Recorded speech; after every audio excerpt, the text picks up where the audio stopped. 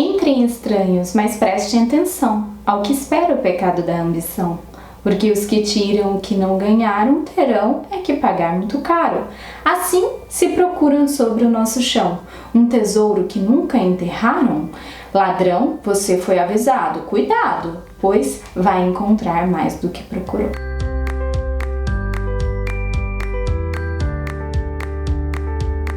Hoje eu vim conversar um pouquinho com vocês sobre Harry Potter e a Pedra Filosofal. Eu não vim fazer uma resenha, porque eu acho que todo mundo já conhece a história, né? Mas eu nunca falei desses livros que foram tão importantes para minha vida. E eu acho que eu entrei de vez no mundo da leitura, da literatura, por conta de Harry Potter. Eu já lia antes, mas eu acho que eles foram divisores de águas para mim. E antes de qualquer coisa, já se inscreve no canal, deixa um joinha, ativa o sininho. Se for comprar qualquer livro, use o meu link da Amazon, tá? Mas eu vim hoje mesmo pra bater um papo, pra conversar com vocês. Esse ano eu coloquei pra mim que eu vou reler todos os livros. Então, começando, pelo primeiro livro, que é a Pedra Filosofal. E por que eu quis fazer isso? Eu li muito Harry Potter, então eu assisti ao primeiro e o segundo filme, e depois que eu assisti esses dois filmes eu comecei a comprar os livros, e aí eu fui crescendo, Passei parte da minha infância e da minha adolescência acompanhando essa jornada, em que lançava um livro, eu comprava o livro, aí lançava um filme, eu ia lá assistir o filme e assim por diante. No começo, sempre quando eu ia lançar um filme, eu relia todos. Então, ia sair, vai sair Prisioneiro de Azkaban, ou O Cálice de Fogo. Aí eu lia todos os livros pra relembrar a história. Só que aí a vida vai mudando, gente? A gente vai crescendo, eu terminei o ensino médio, comecei a trabalhar, e aí eu fui deixando pra lá e terminei de acompanhar os filmes. E desde então eu simplesmente parei com essa história, Eu assisti algumas vezes aos filmes depois disso, mas faz mais de 10 anos que eu, não li mais nada de Harry Potter. Hoje eu tenho 30 anos, então eu acho que desde os meus 18, por aí, eu não li mais nada de Harry Potter. Assisti aos filmes, mas ler mesmo não li. E o que acontece? A gente acaba esquecendo muita coisa da história. E como eu coloquei que eu iria ler, eu falei eu vou ler mesmo. Um ponto que eu tenho pra dizer, eu li nas edições das outras vezes, nas edições que eu tinha, que eram lançadas, que eu acho que todo mundo já viu, eu vou pôr uma fotinha aqui. E aí eu comprei essa edição, que eu ainda não tenho completa, e também comprei essa edição, que é a edição ilustrada. Eu vou completar essas duas e já comentei em algum vídeo ou no Instagram, não sei, mas eu não vou continuar comprando. Isso porque todo mundo já sabe, a autora desconhecida aqui, ela não vale muito a pena, por conta das suas declarações transfóbicas, a gente ficar falando dela. Então é por isso que eu vou falar sobre essa história que mexeu comigo e o porquê que eu não vou continuar a comprar várias e várias coisas de Harry Potter. É por conta dela mesmo, por conta da autora, que decepcionou, acho que milhares e milhares de fãs ao mundo. Mas vamos ao que interessa, que eu acho que eu já me prolonguei muito. Qual que é o objetivo desse vídeo, já que eu não vou fazer resenha, já que eu já contei um pouquinho desse sentimento que eu tenho, do quanto que é um livro que abraça o meu coração, é um livro de conforto. Eu vim conversar com vocês que depois de mais de 10 anos sobre o que eu esqueci dos livros, tá? Então eu vim conversar.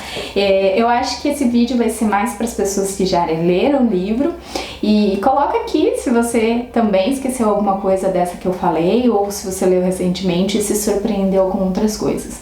Lembrando que eu vou fazer isso com todos os outros livros, mas a Pedra Filosofal é o livro mais curto e é um livro que eu mais li. Então, eu tô muito surpresa porque eu já esqueci muita coisa. Então, se eu esqueci muita coisa de A Pedra Filosofal, com certeza eu vou ter esquecido muito mais dos outros. Principalmente eu acho que o Cálice de Fogo, a Ordem da Fênix, que foram os que eu menos li. O que eu mais li eu acho que foi o Enigma do Príncipe, que é o meu favorito, mas acho que eu vou ter esquecido bastante coisa. Então vamos vamos lá, eu vou pela ordem cronológica, né, da ordem da leitura. Então a gente tem ali no começo a descrição, né, da família dos Dursley, né, que é a família que o Harry acaba ficando. E me surpreendeu que a Petúnia é loira.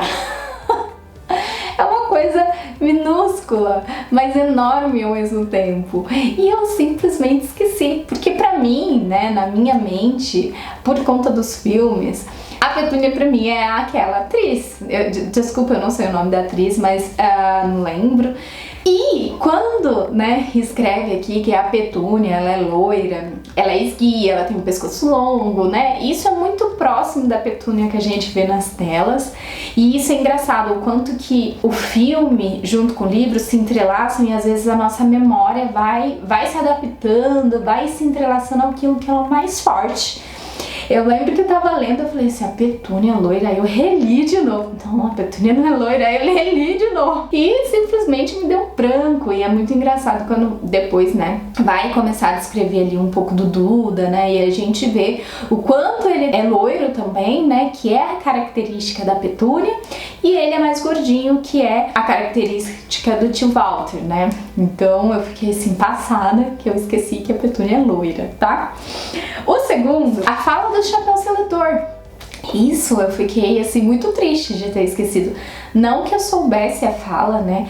Então a gente vai ver aqui quase que um poema gigante, que é quando o Chapéu Seletor tá ali, o Harry, o Ron, e ninguém sabe como que vai funcionar essa seleção das casas.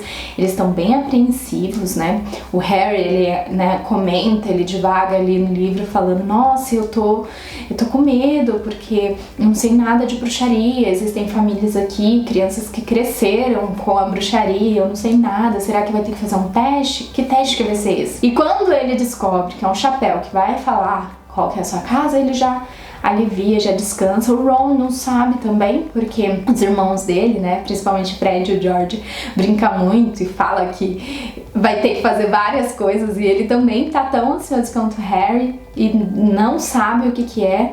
Então é muito legal, porque eu fico imaginando como que seria esse poema sendo recitado ali para toda a escola quando o Chapéu Seletor fosse começar essa seleção, e simplesmente se apagou da minha memória, né? Eu só lembro, né? Sonserina não, Sonserina não. Vamos pro próximo, que é Minerva conta sobre o pai do Harry. Isso aqui, né, a gente vê muito bem lá no filme, que depois que o Harry é escolhido como Seeker, como o apanhador, a Hermione fala, olha, você não precisa ter medo porque seu pai era um apanhador. E mostra pra ele lá no quadro de troféus de Hogwarts.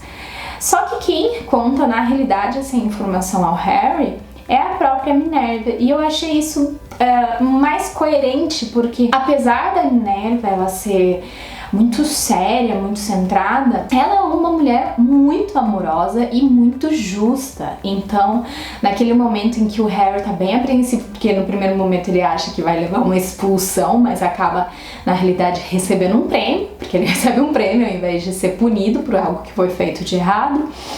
E a Minerva consegue acalmar ele e falar assim, olha, não precisa ficar preocupada, porque seu pai também era assim. E isso é muito importante pro Harry, porque o Harry, ele é um órfão, né? Ele, além de ser um órfão e viver com os tios, ele é um órfão que nunca recebeu amor, então esse é um gesto muito afetuoso da Minerva. E eu achei, assim, muito gostoso poder relembrar isso, porque estava muito forte a cena do filme, como eu falei pra vocês. O quanto que a gente se perde e entrelaça as histórias ali. Pirraça! Ao longo dos filmes, no primeiro e no segundo, a gente ainda vê os fantasmas, muito deles, mas quando vai chegando ali pros outros, eles simplesmente desaparecem. E os fantasmas, eles são personagens muito fortes ali dentro do livro, principalmente Pirraça. O quanto ele faz travessura, o quanto ele não tá nem aí com ninguém. Ele só tem medo do Barão Sangrento. E fora o Barão Sangrento, não existe absolutamente ninguém que consiga botar o Pirraça nos eixos. E ele é um personagem, apesar de ter esse lado meio maldoso dele, ele é um personagem muito divertido. E principalmente no primeiro livro, ele participa de praticamente todas as aventuras do trio, né? O trio ele fica muito intrínseco ali, porque eles vão diversas noites ali sair pra fazer travessuras ali de noite, né? Mas eu fiquei muito passada porque eu esqueci do Pirraça e o quanto ele é importante, enquanto ele está engajado e entrelaçado na história, e conseguiram tirar isso nos filmes e muitas pessoas nem sabem quem ele é, né? Então eu fiquei muito chateada que eu esqueci do Pirraça, gente. Eu esqueci do Pirraça. O próximo é Hermione se desvencilha da planta. Então, aquela cena que, né, muito famosa, onde os três caem ali na prova da professora Sprout. Na realidade, a Hermione sai ali pela lateral, ajuda os dois meninos e ela não fica ali embrenhada e cai lá embaixo, né?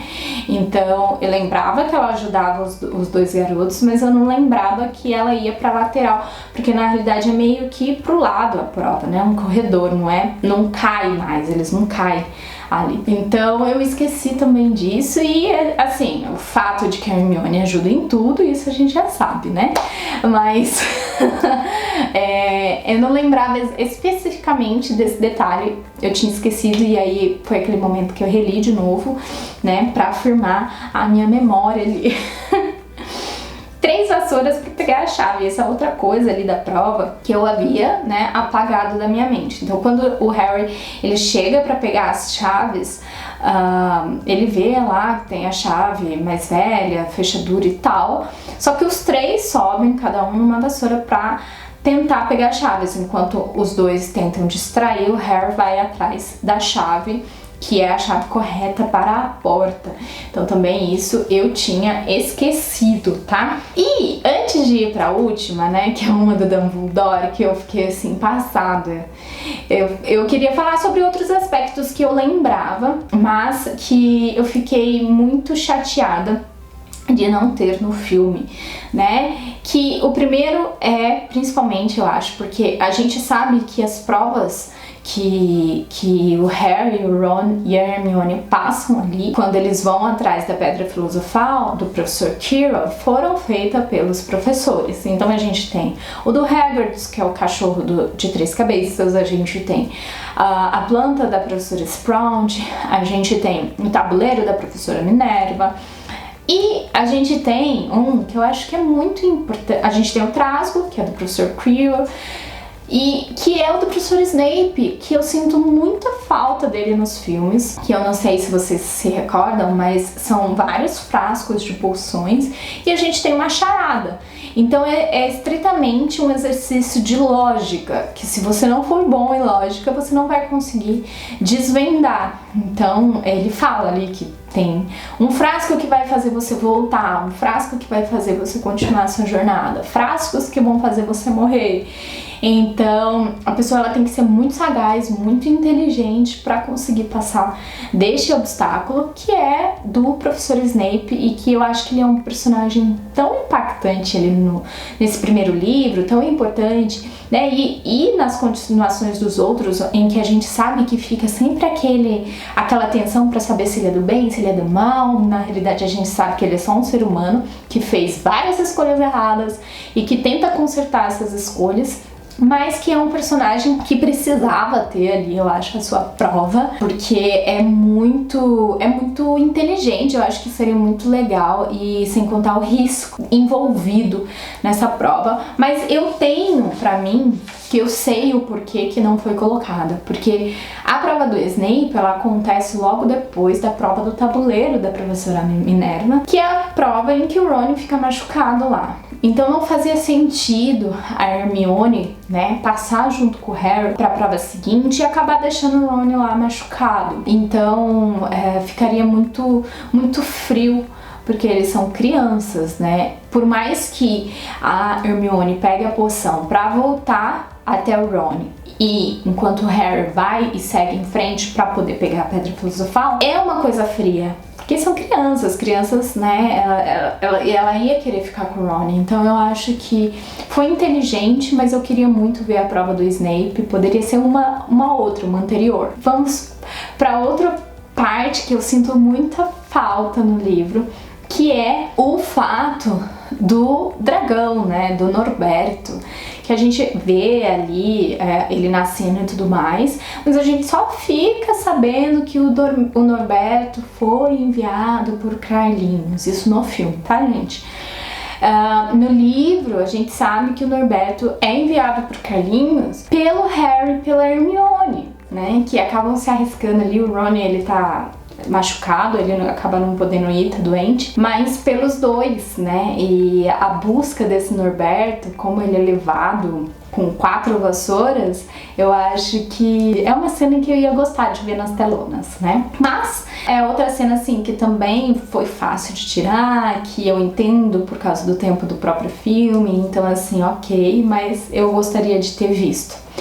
E vamos para a última cena que eu esqueci completamente, que é do Dumbledore. O que acontece? A gente já sabe que o Harry, ele acaba encontrando o espelho de Ogessed e fica ali alguns dias vendo os seus pais, né, que é o maior desejo do seu coração. E chega um determinado momento que o Dumbledore encontra o Harry e fala: olha, você já entende o funcionamento do espelho? Aí o Harry tenta explicar ali, mas ele fala só, não é bem isso. E aí ele explica como que funciona o espelho e fala: a partir de hoje você não vai encontrar mais esse espelho aqui. Viva a sua vida. Ok, termina. E aí a gente só vai ver esse espelho de novo no último desafio, né, que o Harry tem que passar, que o Quirrell tá lá tentando descobrir qual que é a charada, que é o desafio do Dumbledore ali pra pegar a Pedra Filosofal. Passa toda a cena, o Harry consegue ali, né, ele se livra do professor Quirrell, mas acaba desmaiando, consegue pegar a pedra sem a intenção de usá-la e depois já corta pra ele lá na ala hospitalar de Hogwarts. Quando ele acorda, o Dumbledore vai encontrá-lo e eles têm um diálogo ali, acaba o diálogo e depois ele vai pro salão, e troca um papinho com a Hermione, com o Ron. E o que tem de tão interessante? Neste diálogo em que ele faz com os amigos, a gente vai ver que talvez o Dumbledore tenha feito o que ele fez, que é o quê? Mostrar pro Harry o quadro, porque quem deu a capa de invisibilidade ao Harry foi o Dumbledore. Então ele fez isso propositalmente, porque ele sabia que o Harry ia acabar saindo de noite. Ele deixou o Harry conhecer, saber como que funcionava todo o aspecto do espelho. Quando o Harry já conhecia a dinâmica do espelho, ele explicou qual que era a função real. E quando o Harry consegue a pedra e destrói ali naquele primeiro momento o Voldemort e o professor Quirrell, ele, né, e os amigos dele passaram por toda uma jornada para tentar salvar, sendo que o Dumbledore nem na escola estava, e foi por isso que o professor Quirrell decidiu agir. E qual que é o grande questionamento? O que paira ali pelo ar? O Dumbledore fez isso de propósito ou não? E o que dá a entender aqui é que sim, ele fez de propósito, porque ele fala que ele queria que o Harry enfrentasse os seus medos. Então, muito se fala da bondade do Dumbledore, mas eu acho que o mais importante desse personagem é a sua sagacidade e o quanto ele é inteligente, porque em nenhum momento ele fala pro Harry coisas que seriam muito importantes para ele, muito necessárias para todo o desenvolvimento e para ele evitar os perigos que ele correu. Mas o Dumbledore, em todos os momentos, deixou ele exposto àquele perigo porque ele queria testar algumas teorias, testar aquilo que ele já tinha como conhecimento. Por exemplo, as Horcrux, por exemplo, o fato dessa conexão entre a cicatriz do Harry e o Voldemort, sobre o retorno do Voldemort, talvez de precisar ali do Harry. Então, assim, poxa, o Dumbledore, ele saiu e ele sabia que aquilo poderia vir a acontecer. E ele sabia que o Harry e a Hermione tinham conhecimento sobre a Pedra Filosofal. Então, chupa essa manga aí do nosso Dumbledore. E eu tinha esquecido completamente, né? E a gente vê que no primeiro filme O Dumbledore, ele aparece nesses momentos, mas ele não fica muito próximo ali do Harry. E é até meio complexo, porque o Harry, ele tem uma conexão muito forte com o Dumbledore, e sendo que nos filmes a gente não consegue entender por que essa conexão é tão forte. Mas nos livros a gente consegue ver que eles dialogam um pouco mais, apesar de serem os mesmos momentos, a construção desse relacionamento é um pouco maior, né? Um pouco mais verdadeira. Então eu acho que é isso, pessoal. Essas são as considerações que eu queria trazer para vocês aqui sobre essa minha leitura de Harry Potter. Quero enfatizar que a tradução continua a mesma, que é uma porcaria, né? Então existem alguns erros gramaticais aqui nos dois, tá, gente? Nos dois, porque eles não fizeram nada, eles só fizeram edições mais bonitas, tá? Mas o conteúdo é o mesmo dos livros lá de 2000, lá de 1990, então, né, da editora Roca, você poderia melhorar isso, por favor. E este livro aqui, gente, já está amarelando, e eu li apenas uma vez, então, gente, não compreende. Se for comprar, invista nesse aqui, apesar de ele ser pesado e desconfortável em ler. As páginas dele são aquelas páginas que são meio plásticas, então amarelar ele não vai, tá bom? E sem contar que a gente tem algumas ilustrações aqui muito maravilhosas e que eu acho que vale muito mais a pena que a pirraça. E então compre essa. Eu li por esse grandão aqui quando eu tava em casa, e aí quando eu ia pra rua eu levava esse aqui pra ler, mas as marcações eu fiz nesse, tá? Então é isso, espero que tenham gostado. Se gostarem, me sigam lá no Instagram. Um grande beijo, tchau!